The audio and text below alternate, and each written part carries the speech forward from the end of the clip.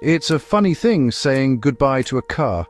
You know, it's just a machine, a collection of metal, plastic, and wires.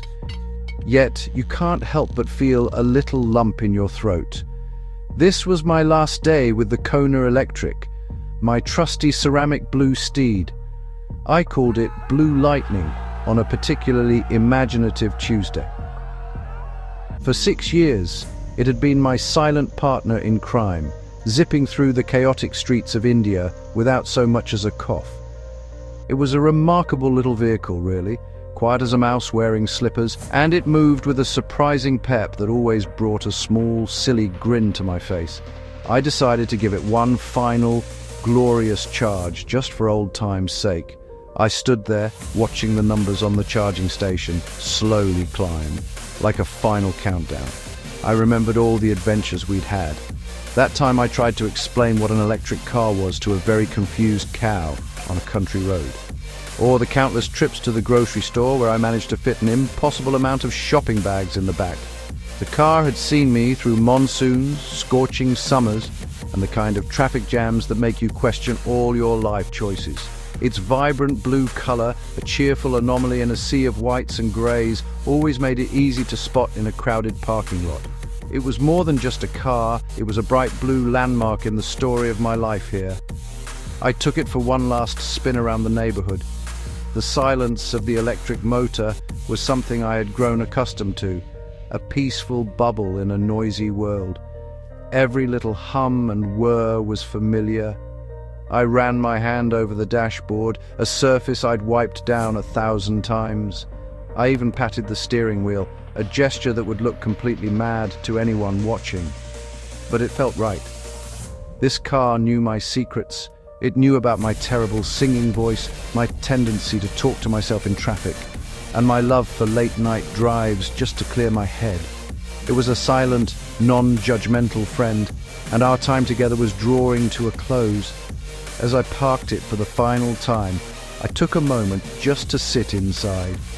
The new car smell had long been replaced by a faint, familiar scent of old books and take-out coffee. It was the smell of my life. I gathered my things, an old pair of sunglasses, a forgotten pen, and the emergency stash of biscuits in the glove compartment. I gave the blue exterior one last affectionate pat.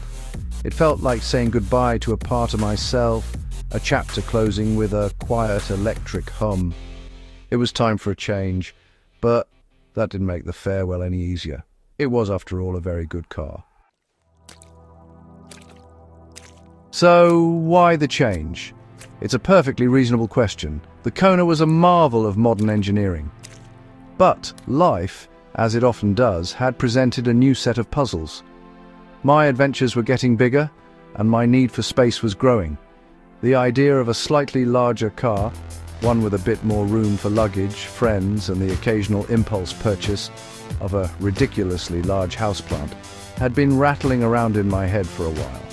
I needed something that felt a little more, well, substantial, something that could handle the occasional rough patch of road without making me feel like I was rattling my teeth loose.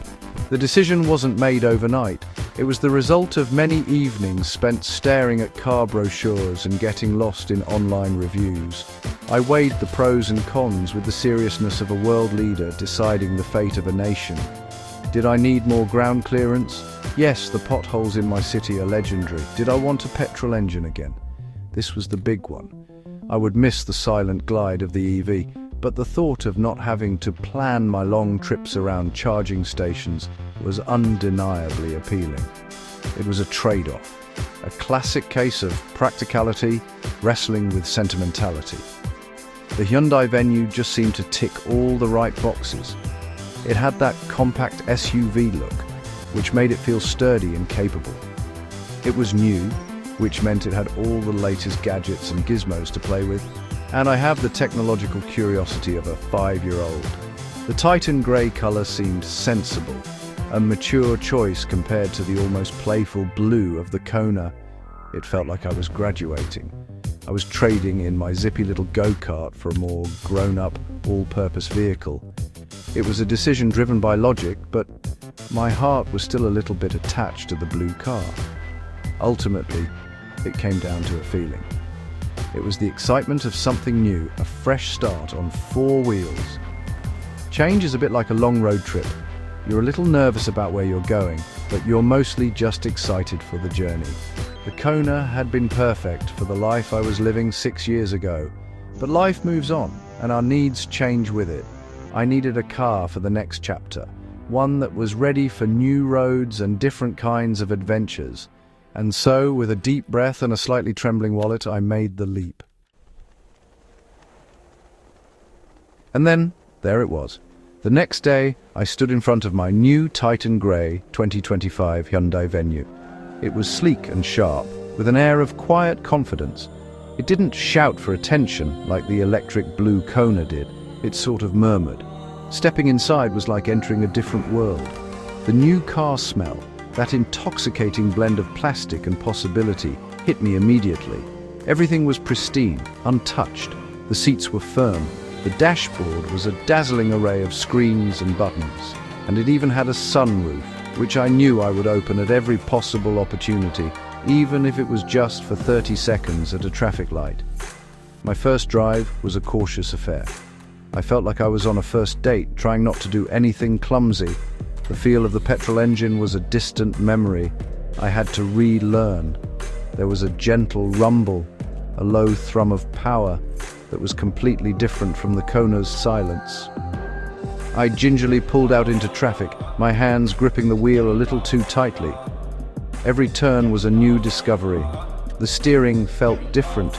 The suspension absorbed the bumps in the road with a satisfying thud, and the view from the higher seating position was fantastic.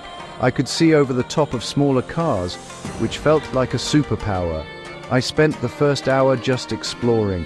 I drove to a nearby open area and parked, so I could poke and prod at everything without the pressure of other cars honking at me.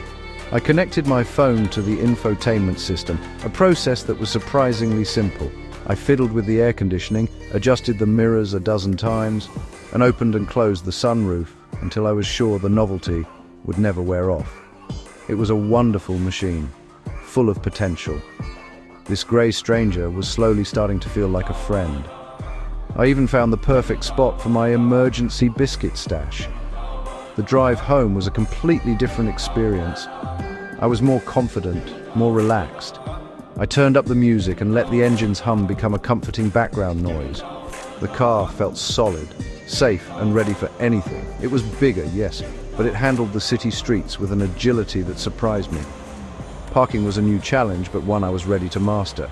As I pulled into my parking spot, I looked at the grey car and smiled. It wasn't the Blue Lightning, but it had its own charm, its own personality waiting to be discovered. It was the beginning of a new friendship. Change is an interesting thing, isn't it? We spend so much time getting comfortable, building routines and finding our favorite things. And then one day, we decide to shake it all up. Swapping my car felt like that. It was more than just a logistical exercise, it was an emotional one. The old car was a vessel for memories, a time capsule of a specific era in my life. The new car is a blank slate, an empty photo album waiting to be filled. It represents a future full of unknown journeys and new stories to tell. It's a little scary, but mostly it's exciting. As I sit here, keys to the new venue in my hand, I think about all the places we'll go. There will be long highway drives with the sun setting in the rearview mirror. There will be frustrating city traffic where the good sound system will be my saving grace. There will be trips to the mountains where the extra ground clearance will finally be put to the test.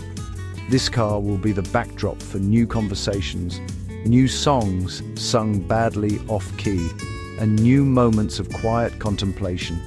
It will witness the next phase of my life, whatever that may bring. The green Nikes on my feet have walked me through many changes, and this is just another step on the path. From the silent, eco-friendly world of the Kona to the robust, ready-for-anything feel of the Venue, the journey continues. Each car has its purpose, its time, and its place. I'll always have a fondness for that little blue car and the adventures we shared. It taught me about a different way of driving, a quieter way of moving through the world. But I'm ready for this new chapter, ready for the rumble of a petrol engine and the promise of the open road. In the end, a car is just a way to get from one place to another, but it's also so much more. It's a companion, a shelter, and a ticket to freedom. It's the place where you start and end your day. As I look forward to the miles ahead in my new grey companion, I'm reminded that the best part of any journey isn't just the destination, but all the little moments of change and discovery along the way. Now, if you'll excuse me, I think there's a road I haven't been down yet and a sunroof that needs opening.